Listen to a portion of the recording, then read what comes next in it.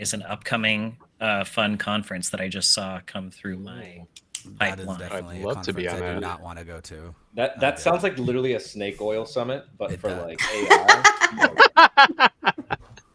Like I think they're it's gonna very be pitching relevant. a lot of things. Could be You know? fun.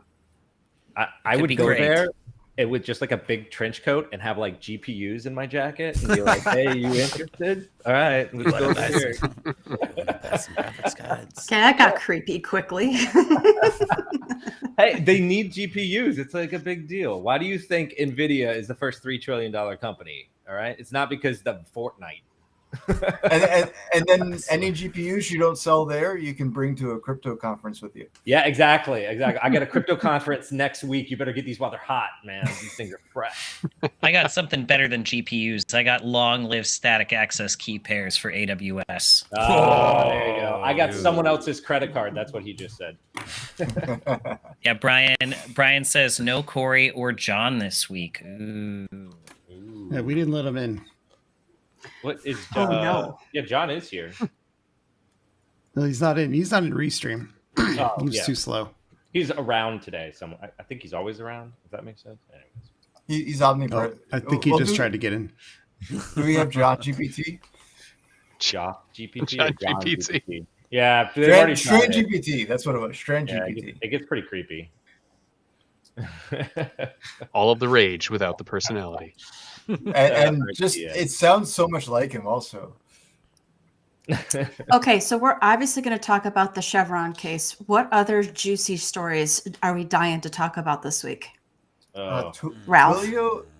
Oh, Or anybody. Well, so I was going to talk about the RCH or RCE, excuse me, with OpenSSH. I got a little blurred in there. Is that a new one? Is there anything new on that? We just talked about it last week. Did we talk about it last week? You weren't Yeah, here. we talked about I will it last forget week. that I I even think- mentioned that. Okay. yeah. I was thinking Twilio and also the Yeah, Apple. Ticketmaster, Taylor Yeah. Swift. That's what we're K-Sway? going Oh, after. that is That's super what we're political. going We got to after now. stop it now, guys. We I cannot saw the best talk take about, on that earlier. We could talk about the Rock You. That seems like the ultimate clickbait article Yeah, right def- now. But 100% clickbait. it is it is interesting. I put Ticketmaster in here too in the cloud section, and then there's also the Neiman Marcus data breach that is the fallout of the Snowflake data breach. So it's kind of fun to keep track of the downstream impact. There's also one here that's like still Midnight Blizzard. Like Midnight Blizzard impact is still happening. It's still hot. Wow. Still Gift an that ice cream keeps on flavor. giving. It's a very cold. I actually listened to this podcast for the first time this week. Oh yeah? How Yeah. did you sound? I sounded okay, but we sound like a bunch of lunatics, dude. It was crazy. I was like, oh my God. So You've only just Listen. realized this? Yeah. I don't listen to myself, all right? Like we're going straight hard into ice cream. I'm like, man, I just need to like stop talking. Maybe. Now listen I though, I can bring the button-down shirts and add a patina of respectability to go along with Kelly's professionalism. But beyond that, yeah, we're all screwed. We're not going button-down shirts. We're going tinfoil hat. We go the opposite direction. Oh god.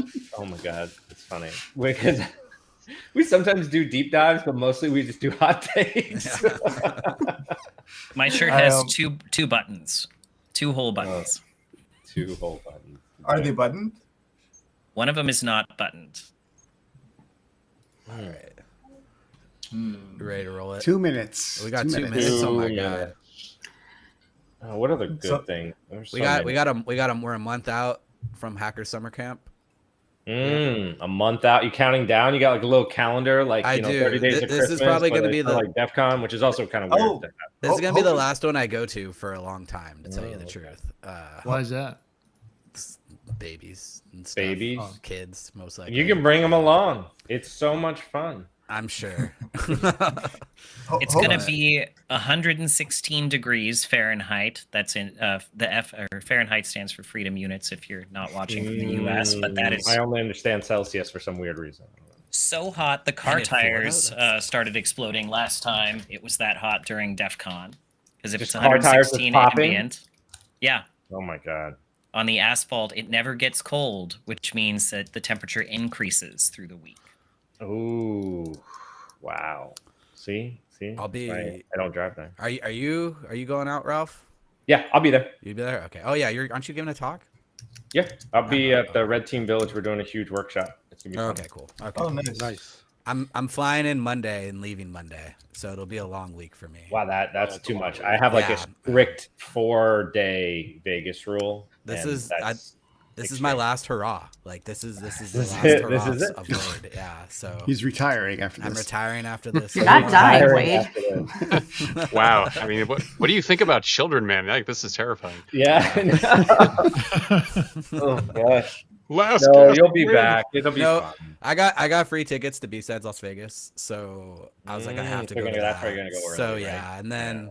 I'll probably sneak into Black Hat or something like that, and Sneak get my in. party passes, and then go to DEF CON. Mm. Yeah, It's not- we don't pay for Black Hat. Like it's too much. Just I bring a can't afford prior year lanyard. Like the lanyards never change, so just show up with any black hat badge You- ever. You think I've ever been ever? Like I've never officially been to Black Hat. I've only. Well, Wade, I might know somebody that could loan you all right. a square lanyard from your. Have you never been to Black Hat? Oh, No, okay. I've never been the schwanky guy. Like, right? I've never Oh, worn the yeah, hat and the yeah. monocle. I don't get to go to the fancy ones. You That's got why definitely go to the vendor hall. It's gonna be everything you want and more. I sneak in there and you talk to the people who you know. You're like, okay, I got to talk to that person to get to this party. And you go straight for them. You talk to them, get the party, get the shirt, and you leave. And then you look around to see if anyone saw it. Nobody cares. You just walk in backwards. No one, for some reason, it's like it's a mind trick. Is anybody You ready going to home? go? Yeah. It's time. Yeah, Stevie Wonder, let's go. Just trying to buy 2 All right, minutes. Ralph. It worked. I'll do this. I got you. Cool.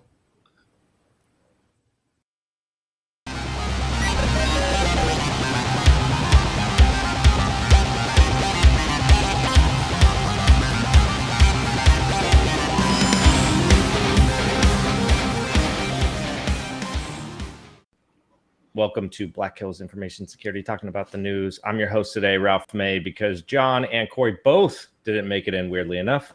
But the reason why is because I'm joined with a monster cast, and we have filled up the entire screen. Yes, we have.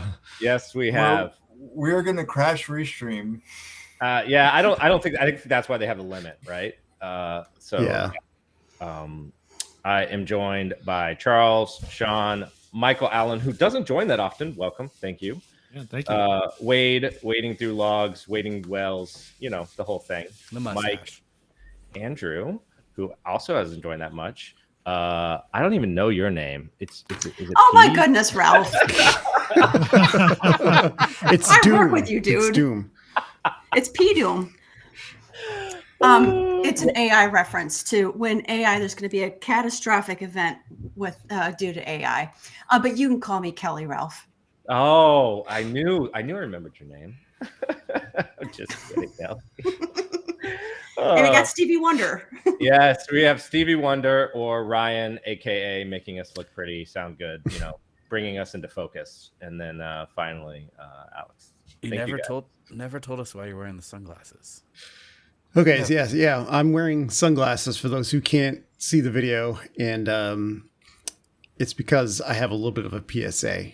And the PSA is, if you have glasses, don't leave them in your car. Because the heat, the high-ass heat that we've been having lately, it melted your cooked my glasses, and it like melted them all, and I couldn't see anything out of them after I got my glasses out of my car. So now I'm stuck with my sunglasses, which are prescription sunglasses. So it's the only thing I have right now. So yeah, I look like Stevie Wonder or Ray Charles or the Blues Brothers. Or a deal with it meme. Or deal with it meme. Or deal with it. Wow. Well, I can't imagine how hot it must have been in your car to melt the glass, right? Like, how is your dashboard? The car itself is fine. I was wondering about that. It's like, wow, that's a good thing that they test cars in like the Sahara or whatever for this crap, but they don't do that to glasses apparently. Oh my god, that's pretty wild. So Where are you located, Ryan, that it's so hot?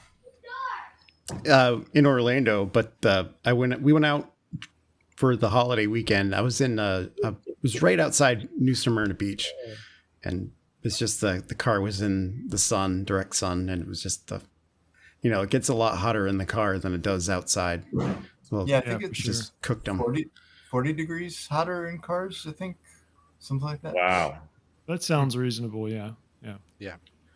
So nothing happened last week, and we're good to go. So we're just going to talk about cars and glasses.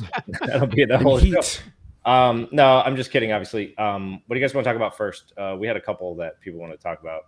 Weirdly, I wanted to talk about that Open SSH that we've already talked about. So I'm just You can talk about. What do you want to say? No, it's already been said, so it doesn't matter, right? We can talk about. You guys want to talk about the Europol taking down 593 Cobalt Strike servers, right? Sure. Yeah, go for it. Yeah, Sure. so I guess they took down a bunch of servers. It was kind of like an orchestrated attack on older unlicensed versions of Cobalt Strike used for red teams. I guess they took down, supposedly according to this article, 690 IP addresses were flagged from 27 different countries. And I'm not exactly sure how they took them down. Maybe they went to the server owners or what it may be to take these offline. Operation Morpheus. Yeah. Great name. I've had some good ones lately. Yeah. So, what do you think this is going to help?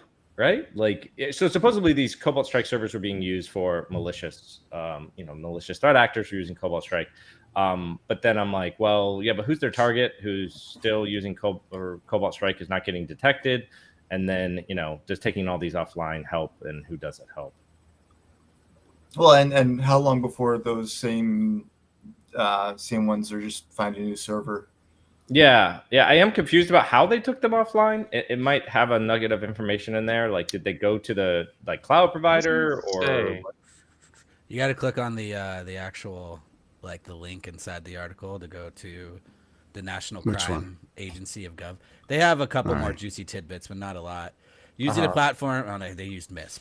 Private sector, cybercriminals deploy. No, we know about that. The numbers are impressive, right? 690 individual instances, spread out across 129 different internet service providers in 27 countries. So do we think they used Shodan to find these? Yes, strictly. No, it actually said they used a couple different private companies work together to kind of create indicators of compromise. There's a bunch of little ways to tell that a Cobalt Strike server is out there, especially if you haven't done any due diligence on masking the Java SSL and other things like that. So there's little indicators if you haven't done your homework. But I'm just not sure how they actually turned it off. Right. It took 3 years to do this. To get 690 servers. It was all brought up the next day. No problem.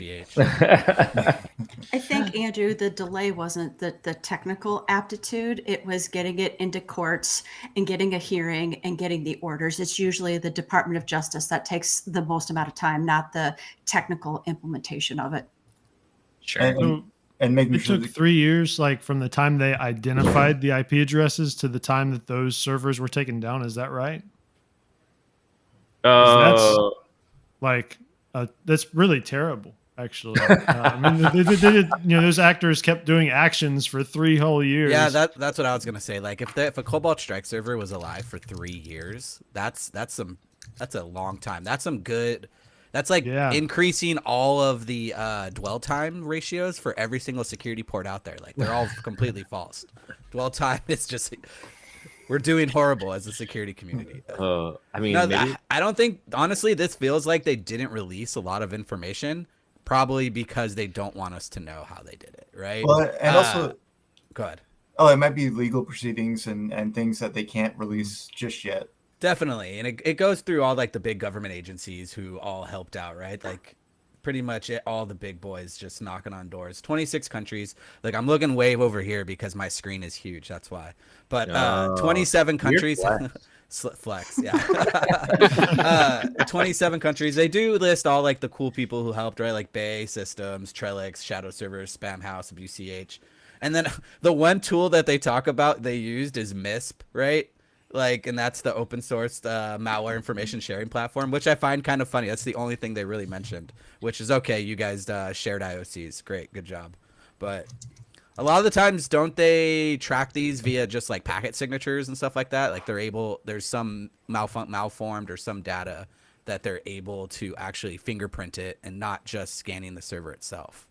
Does anybody question that? I think Cobalt Strike's pretty easy to, pretty reasonably easy to find or detect. There's a agreed. bunch of different methods that you could use to detect Cobalt Strike. If you're not aware of those methods or how to defend against them, then a lot of those defaults are kind of enabled, and you can look for them. Another thing they might be doing too is like getting indicators of compromises from other systems and then associating that with the actual IP address or the target that it's going to. Not using proxies, all this other fun stuff. I mean, there were not compromised, but they were like stolen keys or hacked versions of Cobalt Strike anyways. So, their security was probably pretty lax.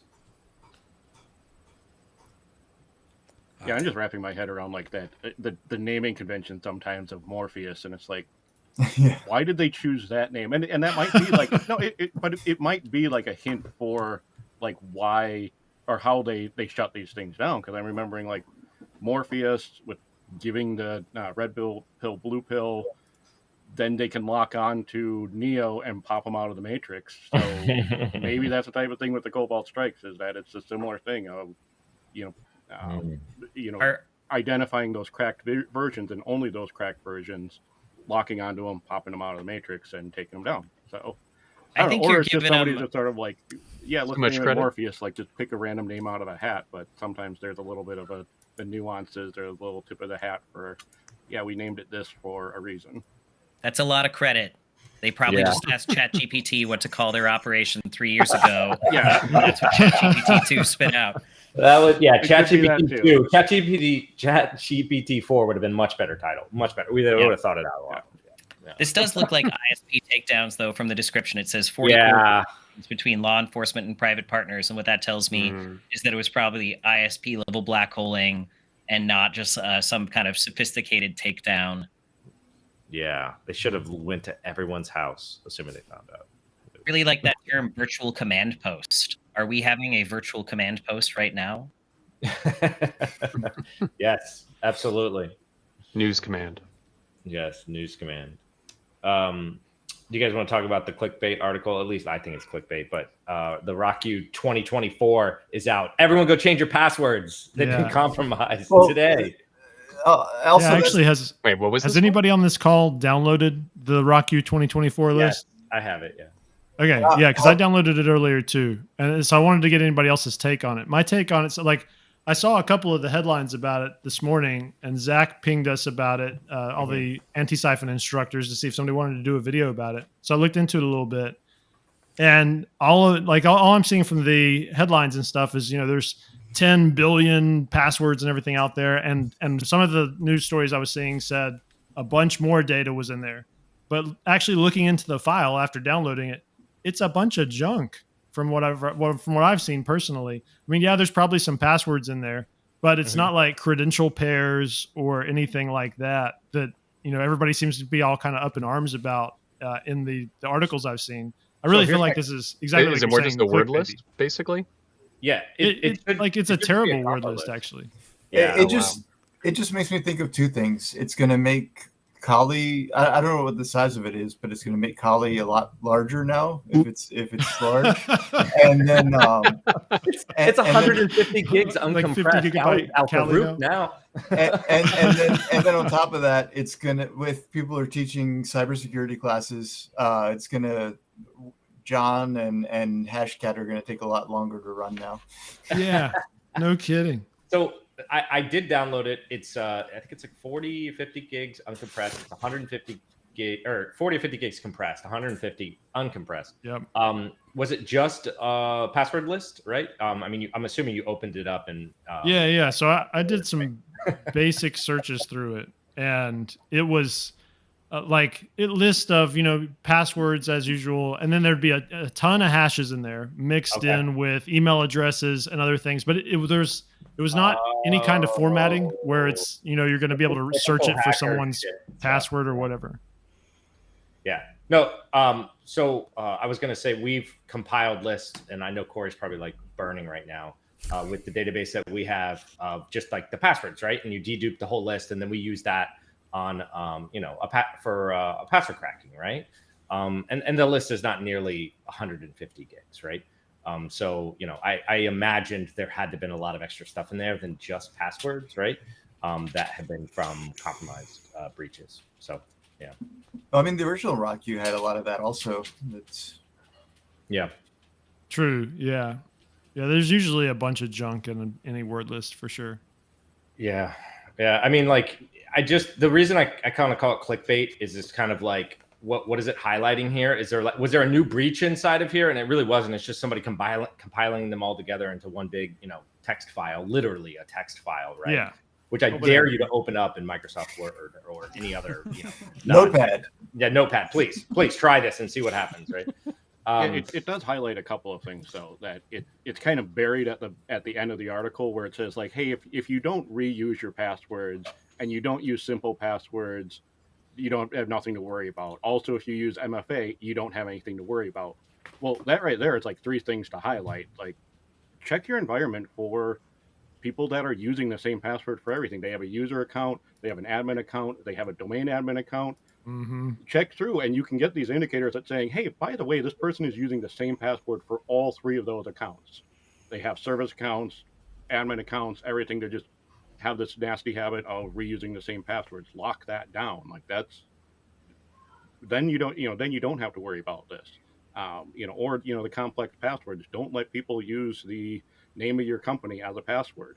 And some of these practices. So it does highlight again. Yeah, MFA. Don't reuse passwords. These are things that you can do something about, so that when these articles do come out, yeah, you can look at them and say, yeah, it's a nothing burger. It's a bunch of,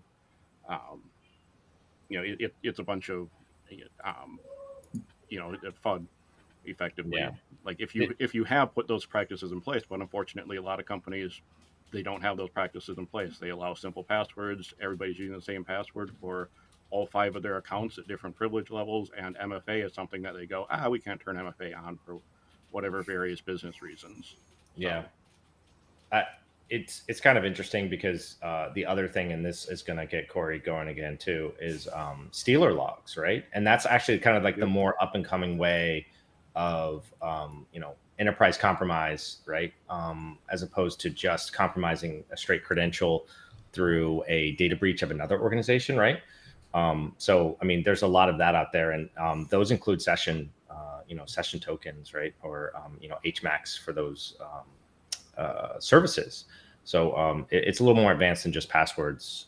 But yeah, if you're not using 2-factor and all these other things that we've probably harped it on many times, again, that's why I kind of feel like it's a little clickbait. But yeah, and agreed on like the info stealers. Like, if a lot of blue teamers like myself, like, you see the masked version of those info stealer logs, and it goes, this person got compromised, here are all the passwords. It shows only like the first 3 letters of the password, but it's the same 3 letters like for everything. You're like, oh, good grief. Like, it is clear they're clearly using the same password everywhere, including the one that, when you buy it from an Intel company, they will let you know the password for, the user at, BHIS.com. Yep. They'll mask everything else, and you're like, oh, good grief, they're using the same password everywhere, including in our environment. Yep. And you see those from the info stealer logs, how many of them are just the same, first 3 digits before it gets masked out. Yeah. Yep. I think the real clickbait article here would be to compare this dump to the original RockU list and see what the worst candidates are. Like, what are the worst trends from the original? What are the worst trends from this one? And let's see if they've actually changed. The answer is no. I'll put together a nice aux script to do that. Yes. Tell me all the difference between the original RockU list and this. Like, I mean, I would read this list. The passwords end in 24. That I heard that are, like, anything all the larger ones are hashes from what I've read.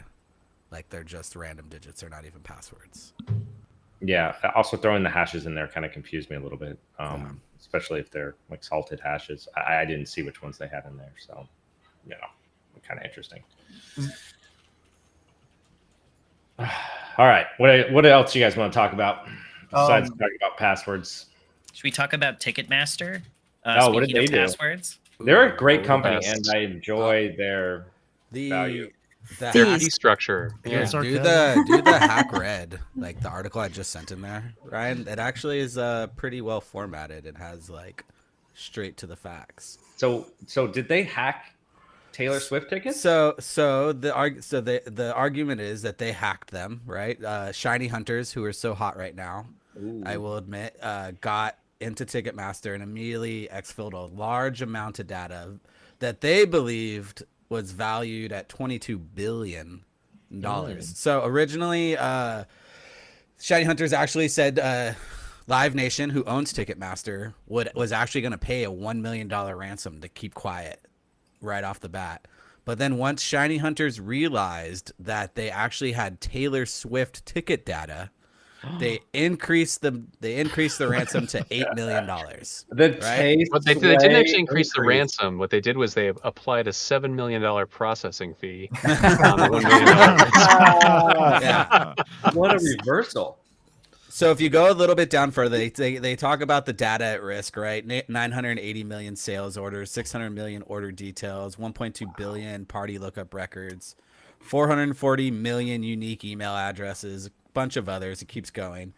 So they disclosed a decent amount of information, but I will admit Live Nation did clap back and said the way their ticketing system, so ShinyHunters got barcodes. That's what they got for tickets. But I guess the way that Ticketmaster is situated, the barcodes can easily be rotated. So they rotated the barcodes and everybody's good, and now you can't see T-Swift. You want to know why they rotate those barcodes? Or they have that built in? It's not for security. Resellers? Yes, it's so that you can't scalp the tickets without Ticketmaster getting their cut.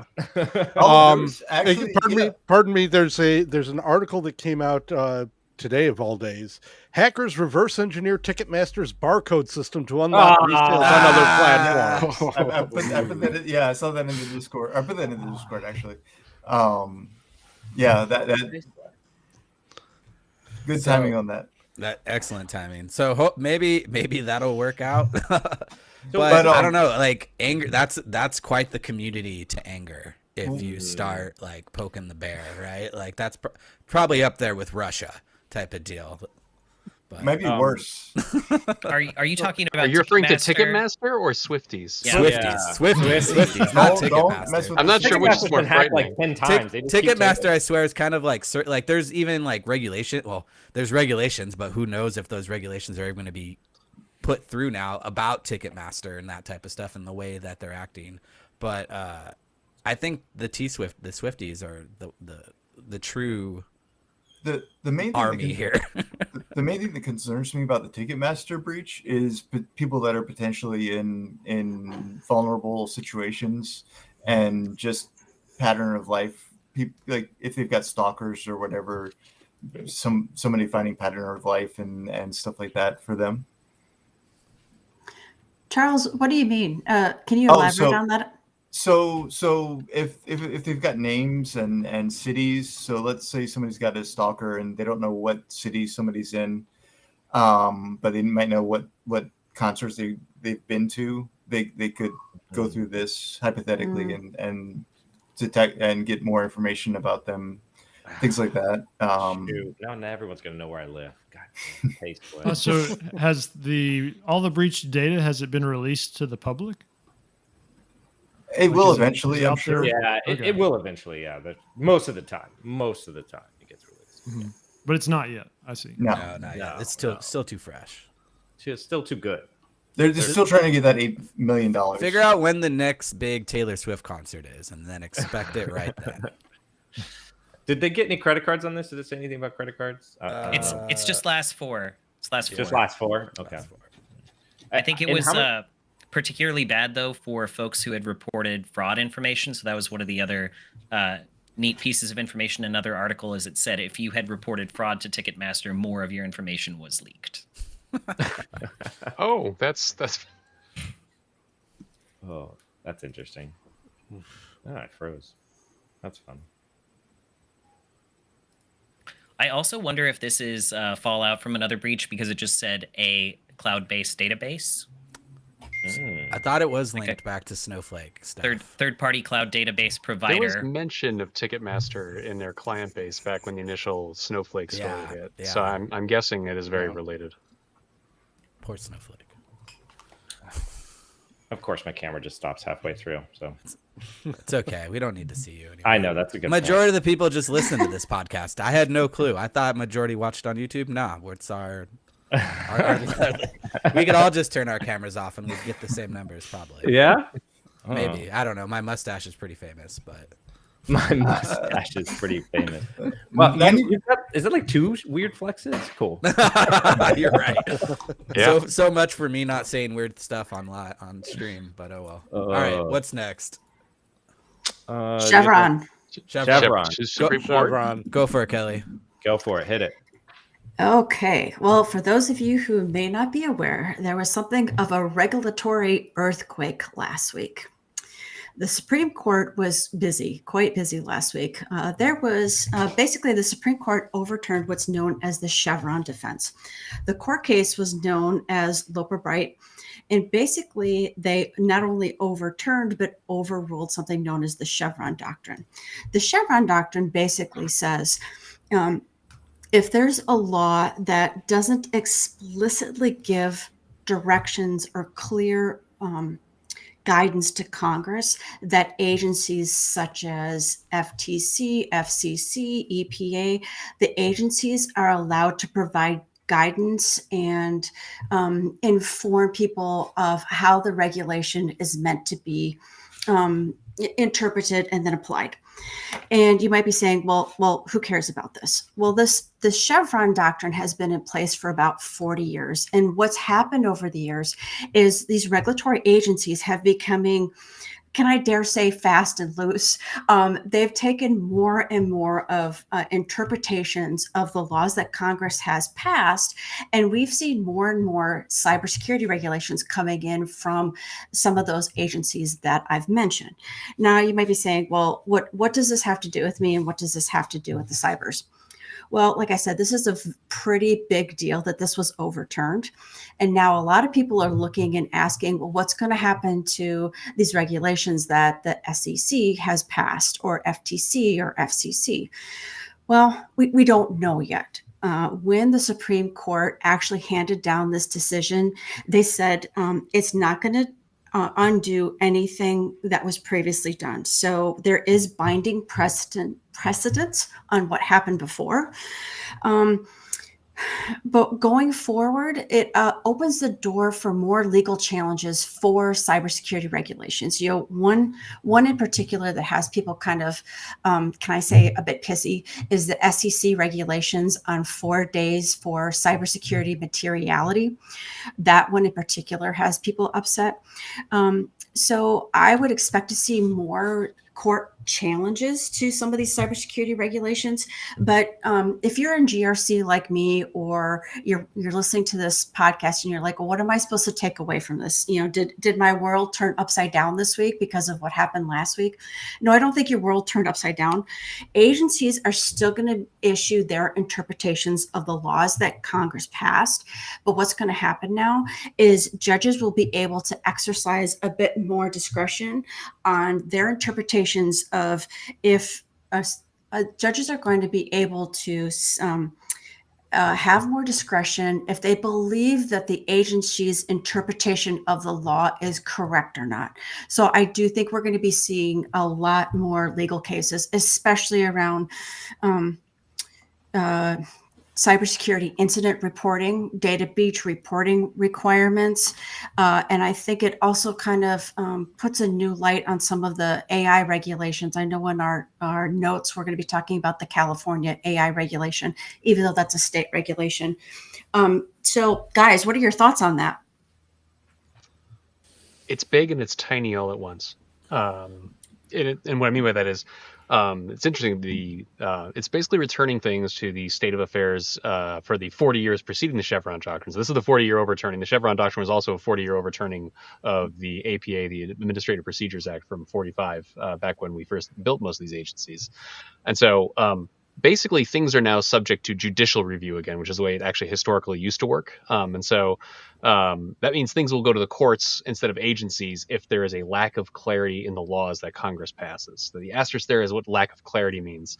One of the interesting things, if you read the actual legal opinion, is that they're very clear about stating that a law does not have to spell out like line for line what agencies can do. Like there doesn't have to be something that says, the FCC can pass cybersecurity regulations, but there does have to be some sort of definition of the FCC's general mandate.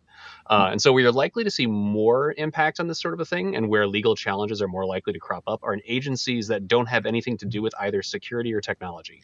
So rulings by the FCC are probably less likely to be in the firing line because they are more likely to be upheld under judicial review. Rulings by security agencies are more likely to be safe. If you've got, the EPA passing a cybersecurity notification regulation, those are the sort of things that are more likely on very shaky footing right now and could be overthrown or overturned in a challenge. Loki, that was a great explanation. Yeah, let me talk about my feelings for a second here. This just kind of pisses me off because I feel like we've been banging the drum on cybersecurity regulations for a long time, and we've been inching forward and sort of getting a more disciplined approach to cybersecurity. And now we're kind of on shaky ground. And sometimes in GRC, we try and encourage and we try to build a team, but sometimes we kind of have to beat people over the head with regulations. And now that those regulations might be in question, as GRC people, we've lost a bit of our backing, I'm afraid to say. What are your thoughts on that? I think that's true. And I think in the macro sense, this is likely going to be chaotic, messy, and not good in the short term, but hopefully good in the long term. Because with the Chevron doctrine in place, what you had was interpretive authority rested with administrative agencies, most of which are not elected, often appointed, and are subject to very whimsical changes, when the administration in Washington, D.C. changes. And so regulations that are made by, 1 year can be undone 4 years later if you have a different party in power, for example. And so part of this going back to the judiciary, and really it's not so much to the judiciary, the idea is to force Congress to actually encode some of this delegation of responsibility into law, which I think is a good thing. Like, as you mentioned, Congress has gotten pretty fast and loose with passing actual legally binding regulations and just hand waving it off to agencies. So if Congress actually gets their act together, big asterisk if, and gets more of this encoded in law, like delegation of authority, I think that'd be a great thing in the long run. It's going to reduce the amount of whipsawing you get every 4 to 8 years. In the short term, though, it's going to be a mess.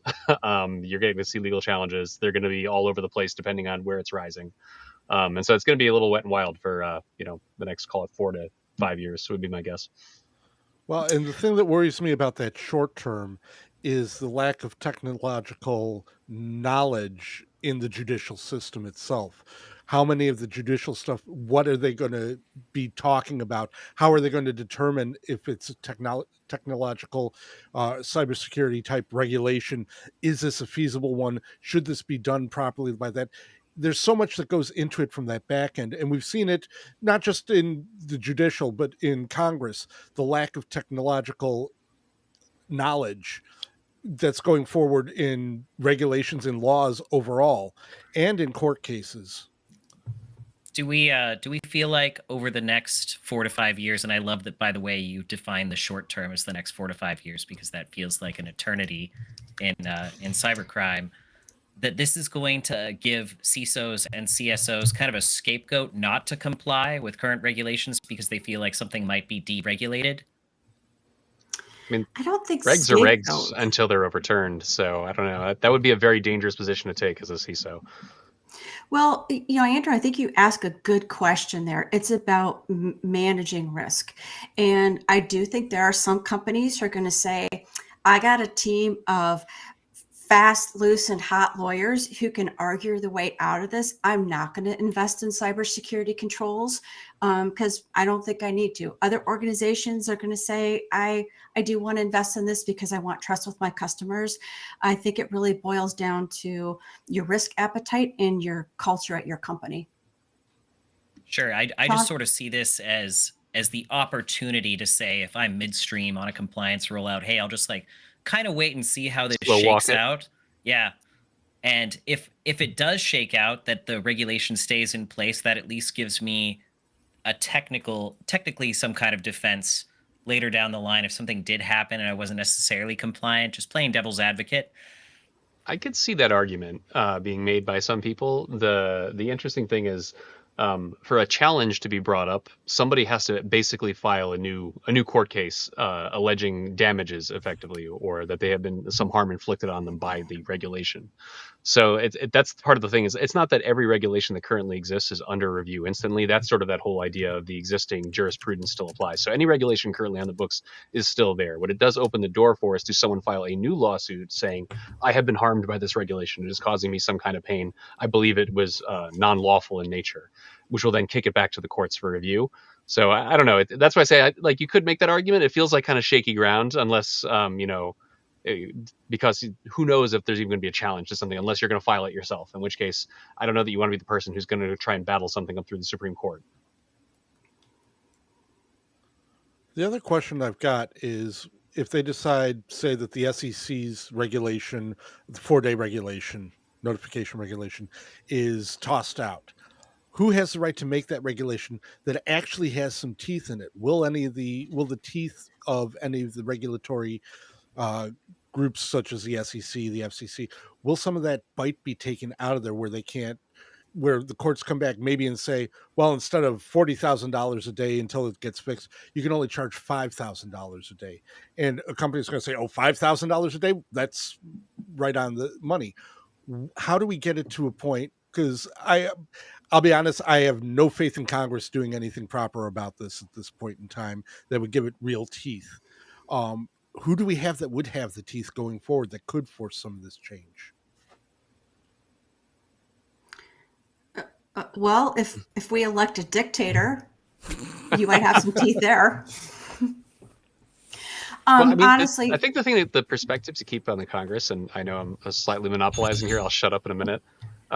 The thing to keep in mind with Congress is Congress can delegate the authority in broad strokes. Like, we don't have to rely on Congress having the technical know-how to pass, an encryption standard that makes sense, for example, or anything like that. The right solution to this is for Congress to say something like Agency X has authority within broad strokes to regulate, security, encryption, technology standards around things like security, encryption, protection, privacy, et cetera. There's ways to define that legally. I'm not a lawyer, so, those don't take those words, but you can define in broad terms, though, a legal jurisdiction that way. Like most of the existing regulatory agencies from back in the 40s and 50s were set up that way. And that's why they do have broad authority in their areas and can do things like write regulations. The problem is a lot of the more recent stuff are from agencies that never had authorities in those positions in the first place and just started tacking on, oh, hey, we think we should have this authority.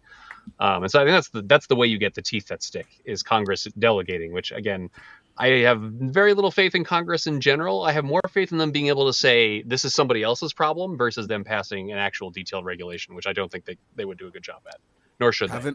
Haven't we seen the states put out better regulations and rulings than the federal government anyway? Yeah, California, right? Like, privacy.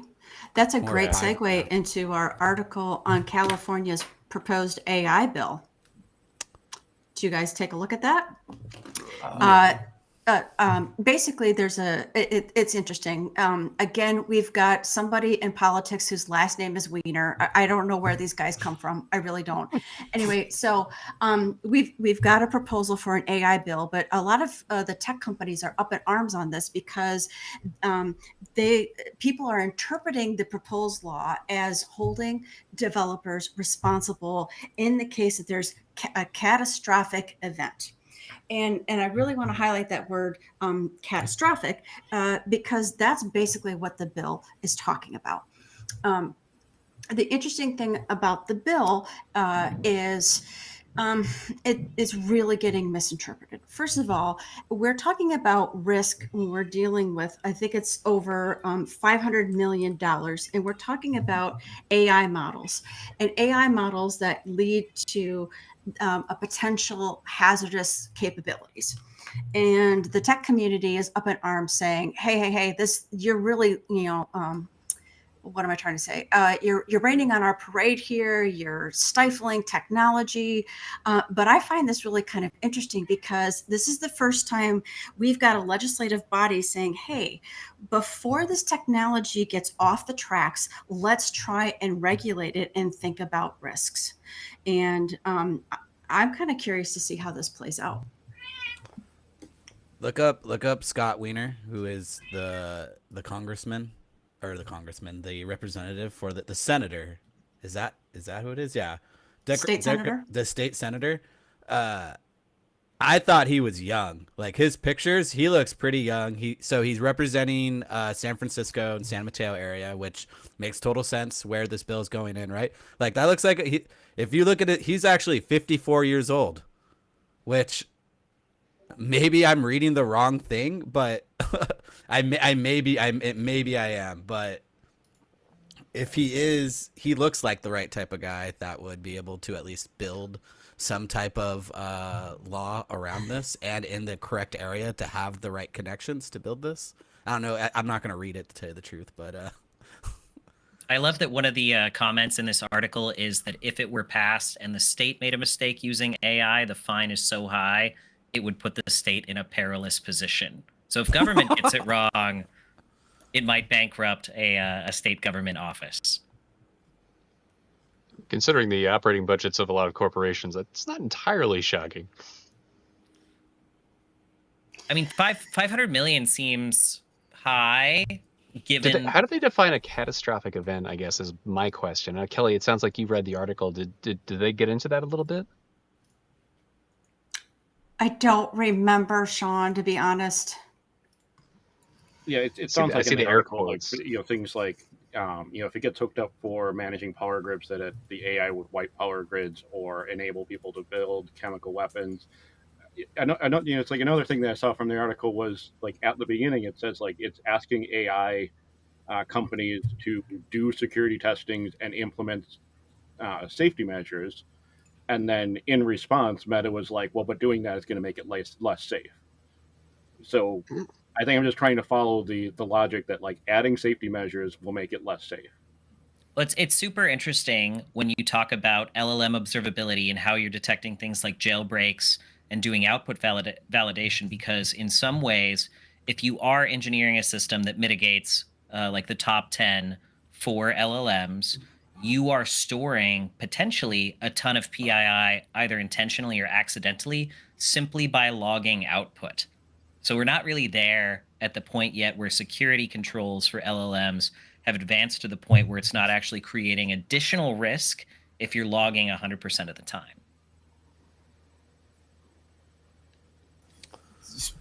So did anybody see about ChatGPT's what was it? Their entire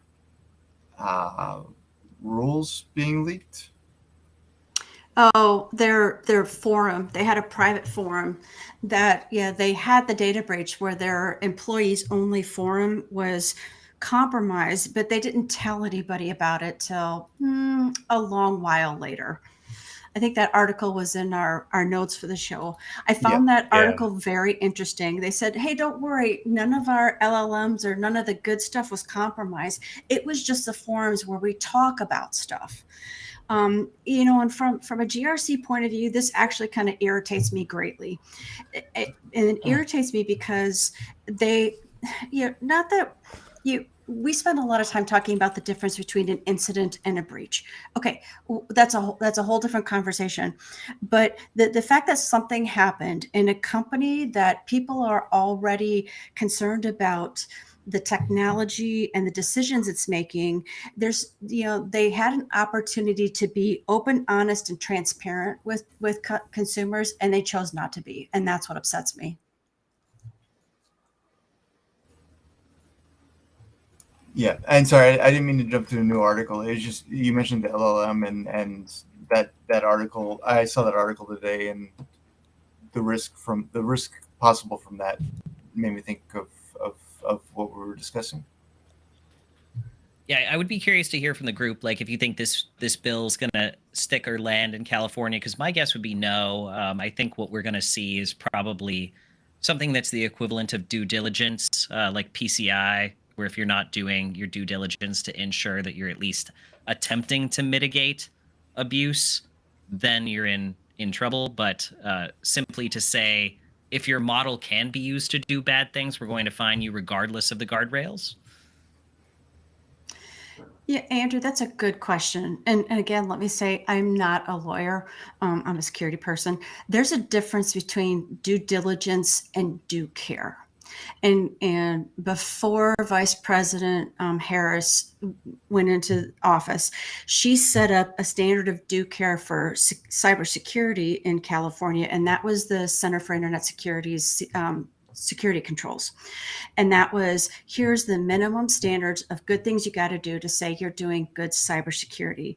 So if this bill does pass, maybe, we could talk about maybe it's excessive and maybe the thresholds aren't set right, but maybe we should talk about due care for artificial intelligence, not necessarily due diligence.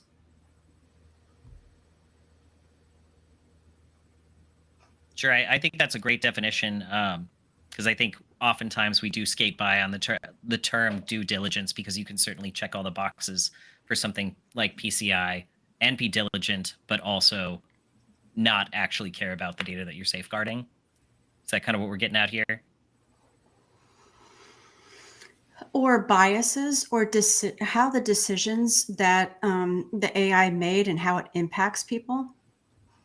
Yeah, I just think if I was an engineer on the other side of this law, I would be very, very concerned on account of the non-determinism of decisions that are made by models today, and how easy it is sometimes to jailbreak or create hallucinations in the current models today, because we literally just don't kind of have a firm understanding of quite how to avoid that yet at like a design level. Do you think we're back to the conversation where legislators don't understand the technology? We never, I don't think we've ever left it anytime that we're having a legislative conversation. Yeah, for sure. Yeah, that's It's kind of the baseline, right? perennial problem. But I think to what you're getting at, Kelly, I do think that it kind of runs through this a little bit. It's like the challenge with any of this is legislators definitely don't understand technology. All you need to do is look through any congressional hearing on anything related to technology for 4 minutes, and that's like eminently evident. I don't think it's different at the state level, honestly, although you might have a slightly better hit chance. So yeah, I don't know. I'm not sure how I feel about this one. I like the idea of getting some controls around AI, because I do feel like societally we're a little bit too gung ho. Let's go. I don't know that anyone's actually got a good approach to it yet. Establishing some baseline of due care seems like a potential angle. I think the idea behind this law, from what I can see in the article, of like trying to create some liability, is also an interesting one. Going down the road of like creating legal liability but not mandating specific actions. In some ways, this kind of leaves more leash to the companies to say like, hey, it's up to you to protect yourselves how you want, but know that if this happens, you're on the hook for it. In some ways, I kind of like that approach better than having specific standards, because specific standards, like, I don't know, in my experience, when doing audits and stuff, they very quickly become a box checking exercise and not something that people actually are sweating. My 2 cents. And there are some basic behaviors I think that we could define and agree on, though. From these things need to foundationally exist in order to even know that there's abuse. And I'm going to continue to say this over and over. Like, LLM security is really an observability problem, and if you don't at least have the ability to know what data in, data out for your model is, and then know what normal behavior is for the model, you can't begin to even conceive of whether or not it's being used for good or for evil. That's a fair point. And then the companies need to be honest as well and transparent. Yeah, there should be a minimum burden on time to disclose for specific types of behavior. I can certainly see Meta's argument, though, which I think the argument is, if we don't log, we're actually protecting people, because we're not potentially creating just another lake of potentially sensitive data. But I mean, I don't buy that for a minute. That there's not at least some telemetry or metrics that are being used internally that couldn't be transparent and leverage for security, or even transparent security that you could pass on to the customer. Well, that's like VPN saying they don't log. Yeah, of course they don't. It's for your safety. Yeah. Don't get me started on the number of people on YouTube touting VPN as a security solution. They're selling something. Privacy through VPN. Oh. I think we should keep track of this, though. I'd love to see on another episode of the news whether this passes or fails, what kind of some of the commentary is around it, because it will be interesting to see who goes first and see how the discussion unfolds. And I think that's going to inform the next round of proposed legislation. I'd like that also. And I'd also like to see if anybody could track lobbyists related to this, just out of my own curiosity. I think we know that there's a strong opinion from the tech companies, but who would be on the other side? Who would not want to? Who would want to see more AI protections? I would assume Sane people. EFF would be Yeah. on the kind of the forefront of that. So, if you haven't pulled out your wallet this year, attendees and viewers, to donate to the EFF, now's maybe the time. Yeah. Civil liberties. ACLU. The EFF is having, they just got a bunch of new swag that they're out there racing with. So, I mean, really, somewhat interestingly, OWASP is kind of at the forefront of the definitions for AI security problems. Obviously, OWASP doesn't get involved at a regulatory level, but is certainly doing a lot to raise awareness. Yeah, I didn't know that. That's a good not tip. just people that are concerned with privacy, but just consumers of stuff in general, because this is starting to become kind of that insane thing that gets just thrown into all sorts of products, being like, hey, guess what? It's like there's going to be something tomorrow that you wake up and you go, hey, good news, we added AI to this thing that you use, and like everybody wants to collectively yell no, but it's going to happen on like a day by day, week by week basis. That it's like, okay, this product now with AI, now with more AI. So there would be that concern for, well, hey, is this being secure? Because now you put AI into my television. Now you put AI into, like I have an AI enabled coffee mug, apparently. Like, why? Who asked for that? And it seems like it's the era of like adding Bluetooth and Wi-Fi into all sorts of things. Like, why does my water bottle need Bluetooth? So having AI injected into a bunch of things, consumers are going to sit there and say, well, is anybody like thinking this through? What's the security? What's the privacy around this? How does this impact me? Because I don't want to start, using a product that has, unregulated AI. I got a question. If we've got Bluetooth and AI in our coffee mugs, how come we haven't put Bluetooth on our toilet paper rolls when they're empty? Yeah, exactly. I'm going to patent that right after this call. It's going to get patented. It's going to happen. I'm going to look at that up after this call and be like, are there Bluetooth-enabled toilet roll holders? You can always tell when we're you can always tell when we're about 45 minutes in, when these are the ideas that we start popping into the conversation. I mean, that's a brilliant idea if you could, kind of know how much of the roll is left in a dashboard of some kind. Oh my God. Subscribe and save. You just have like a full dashboard on TV. Oh my God. All right. Think of how much housekeeper time you would save at like a Marriott if you could know whether or not you need to go in the bathroom in the first place to replace a toilet paper roll. Let's go with something more serious. How about we talk about Midnight Blizzard, maybe? Midnight Blizzard. That one looked. I haven't actually read the article, but the headline looked interesting. I saw. Has anyone actually got the full detail of this one? So I know this was the hack from back in January that precipitated this, and we had Midnight Blizzard monkeying around in Microsoft with emails. It sounds like there's more to it now. Is that kind of? Yeah, we're kind of just seeing the fallout of Midnight Blizzard still kind of move through government, and I think that's the interesting thing about this is that we said probably a dozen episodes ago we're going to hear about this for a long time, and we still certainly are. Is this the article about what do you call it? Them going after the U.S. Department of Veterans Affairs? Correct. So other impacted organizations, right? Yep. Yeah. Some of these attacks, especially this one, you're gonna, like you said, see the fallout for a long time, right? It just feels like, and the other thing too is that I feel like some of the information gets kept close to the chest, right? So we don't get it until it's much later, even though it's been known, right? So. Yep, and I think this is going to be kind of the theme of 2024 as we saw all these, sort of non-production based initial access vectors. And now we're sort of seeing them play out over the rest of the year. But non-production continues to be a big theme for 2024. It's because non-production isn't really non-production in most organizations when you get down to it. Yeah, that's kind of like the funny thing from like a security model. It's like pre-production. I think maybe that's what they should be saying, because they're using it like production, and then they're just moving the same code over. But it sounds like those secrets are not necessarily separated as much as you would think, and especially when you get into this really large organizations like Microsoft, for example, who values your security and privacy very highly. You're going to run into issues that there might be some bleed over, which is what happened, right? I mean, just give it some time for a nation state to find out what you don't want other people to know. So, yep.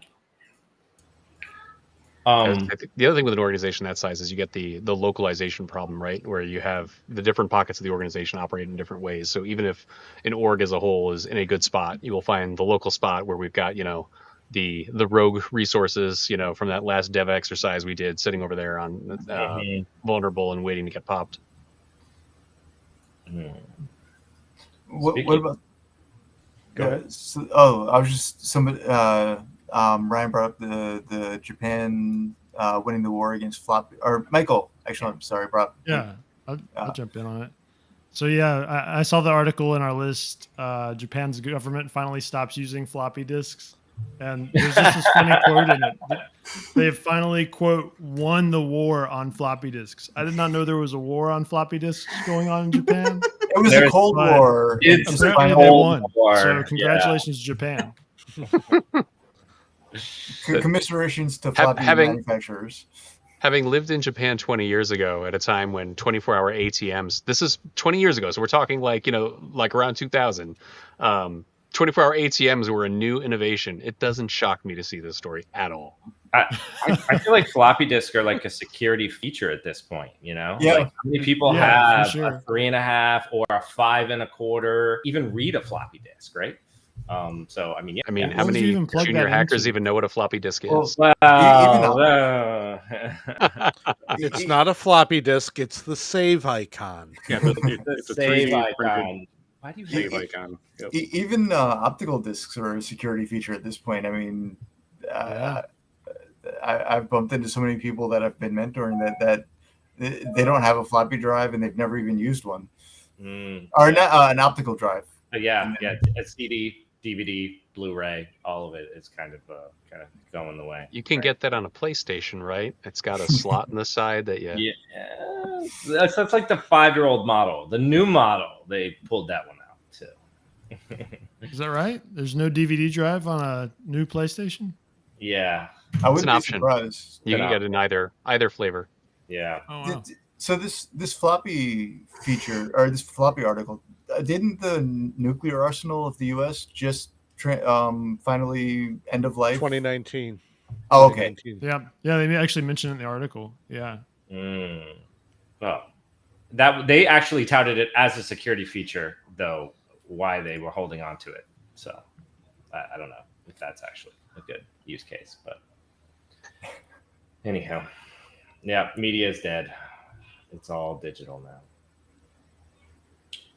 So apparently there is really a smart toilet paper monitor. Yeah. Here we go. I knew he was literally you and everyone else is Googling this right now. Literally.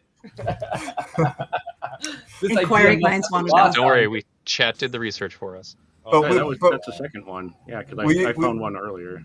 We all work in security, so unless we're doing research on it, none of us are going to have this in our house, right? Yes. I just want to hack this so I can find out really how much toilet paper you're using, right? I just want to play Doom. I want to play Doom on it. Well, if you can get it to report back like false positive data, you could potentially DOS somebody with toilet paper. Oh, that's evil. That's evil. This goes back to the Seinfeld episode of Elaine asking, "Can you spare a square?" Yes. Very important. Speaking of things that are as old as the floppy. True. Oh my god. Did we talk last week about the Twilio Authy two-factor phone number breach. This one was kind of mid. Yeah, I think it happened between the two. What's up? I think it happened in between last Monday and now. Talk about it, Ralph. Oh, yeah. So I guess Twilio lost a bunch of phone numbers for their two-factor app. So Twilio has this two-factor app called Authy, and it's kind of like their own rollout of, one-time password, similar to the Google Authenticator, right? I'm pretty sure it's compliant, so you can add those one-time passwords inside of this application. But it uses phone numbers inside of it to do the authentication process as well. And attackers managed to access those accounts and a bunch of Authy accounts. And then in turn, they ended up getting a lot of phone numbers. Yeah.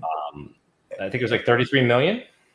Yeah, I think it was around that. And they also specifically were able to identify the ones that used Authy, if I remember correctly. Yeah. So kind of interesting. Phone numbers are also pretty powerful too. And you're like, what? Why? It's because they can be used in the social engineering like attack chain, right? Getting someone on the phone, having some information about them, being able to connect the person with the phone number, and then possibly with their two-factor application or Authy or whatever it is, right? These also can be used in more sophisticated attack chains to gain access to accounts. So yeah, and scams and all kinds of things. Oh yeah, the list goes on and on and on. But Authys encourage you to have a heightened awareness around text that you are receiving. Or maybe just don't use SMS for 2FA if you yes. care. Yes. Can we just talk about that? Every website that has only SMS for authentication is bad. Additionally, every website that only has email for your two-factor, that's not two-factor. Like that's like if I have access to your email, then I have access to like everything. Then it blows my mind. Preach it, Ralph. I'm mostly with you on that. Although if you had to have them have SMS or nothing, I'd still take the SMS. It's still something. Yeah, it's something because you know the way most companies would react if we all just said SMS is worthless, so they would just drop SMS and not replace it with anything. It's just too difficult. And it's sad. We've lost it. Yes, we've lost it. Passkeys are really making headway. So like passkeys are the answer to this. Yes, They're the answer to the democratization problem and the what if I can't afford a smartphone problem. So yes, the passkeys I think are the answer, and they might be the answer to kind of the password in general, right? But they do have a couple little nuances for people who haven't set these up. One is that the security feature of a passkey is you can't make a copy of a passkey, right? So you can't actually move a passkey from one account to another account or another device or whatever. So the solution is you just add more passkeys to your account. So you just put it on a bunch of different devices, right? But the benefit is obviously there's no password, right? And it's associated with your account. So technically a website can just ask for a passkey. And when you respond back in that challenge response, it'll know which account it belongs to because no two people can have the same passkey. So. Wasn't there, and I might be remembering something wrong, but weren't some of the Stealer logs actually intercepting the passkey transmissions and being able to basically compromise accounts through that? I am not aware of that. So the way the passkeys work is that it's pretty much a challenge and response. It's equivalent of like certificates, right? Mm-hmm. And it's a bit more complex than that. So I'm not going to like sugarcoat it that I know every single detail. But the one detail that I know about their functionality is that you can't man in the middle of these, okay? So you can't capture the traffic or replay that traffic in the middle to run, in essence, to be able to compromise the key, right? The one device that signed it is the only device that can utilize it, which is why you can't transfer these keys to other devices. Like you can't add a passkey on your phone and then move that to a different kind of device that supports passkeys, if that makes sense, right? Yeah. Is the passkey used for every single transaction that happens? So every like how you sign into a web application and your browser is assigned a session cookie or a session token. And then that token goes back and forth in every request. So is the passkey used in every single request, or are you still getting a session token that's used? Hold on. So the thing is, you will get a session token, but the problem is your authentication will fail if someone's in the middle to intercept that session token, right? But your cookie could still be stolen by a stealer or some other form of malware, if right? you were already logged in or you had a valid session on that site, then yes, the passkey would not protect you. What it does protect you is if you try to get in the middle to wait until that session token gets involved, when they send that passkey, it won't authenticate. Got you. So it's a solution to say things like adversary in the middle phishing, but not Yes. necessarily a solution to stealer malware. Yeah, because stealer malware, if you're already logged in and that session token, the HMAC is on your device or whatever other authentication mechanism they're using, it most likely a cookie. They're gonna have access to that. So yeah. Gotcha. Just think of passkeys as like a TPM-backed hardware implementation of a WebAuthn dongle, like a YubiKey or something. So these are It is. Sure. It is, but it's digital. So you don't need a YubiKey to do passkey, right? Like you don't need that third-party device. You don't have to go buy a device, which allows more people to get into it without having to go buy a YubiKey or whatever other, two-factor. It's democratizing the improved second factor dance. Mm-hmm. I personally wish YubiKeys were more readily available and more affordable and accessible to the general non-tech population. I mean, that's the legislation that we need is a YubiKey every time you pay your taxes. Like when you turn in your federal return, they just mail you back. They just mail you these things. They're actually, you know what? Here, I've got the solution. To do your taxes, you have to add a YubiKey. No one will pay their taxes. Although, your mailing idea just got a keychain full of them.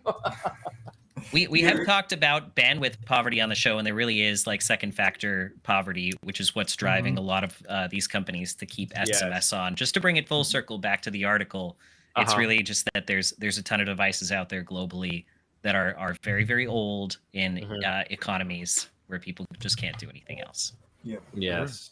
Yeah. No, definitely bandwidth poor, password two-factor poor, all these things. I mean, they all cost money too, whether it's for the organization or the person in general. So, yeah, absolutely. And even if it's just for the customers in general, the organization needs to adapt for their customers, so they might adopt a lower security posture because of that. Yeah. But yes, SMS authentication is bad. Plenty of different articles and not just articles, but examples of attacks, the SIM swapping, all the other fun stuff. And, Authy. I will say one last thing with this particular thing is that if you've ever used Twilio, the actual, service that you can use for cellular and phone and all the other fun stuff, they make you use Authy with that service. Do they? Yes. Oh, wow. Yes. I believe this is the also the second time this year that Twilio has had a major breach. I think there was one last year. It was within that time frame last year. Within the last 12 months, Twilio's had another major breach. So, I noticed a trend. Some companies really kind of hit the dart a lot. Like they hit the board often, right? Anyways, we need bingo cards. Bingo cards, yes. Have you been breached again this year? No. You're doing it. All right. I think that is about it. Thank you, everyone, for joining, and thanks, everyone, for listening to us rant. And we will see you guys next week with the same cast or new cast, or who knows? You never know. But again, everyone, thank you for jumping on, and we will see you guys next week.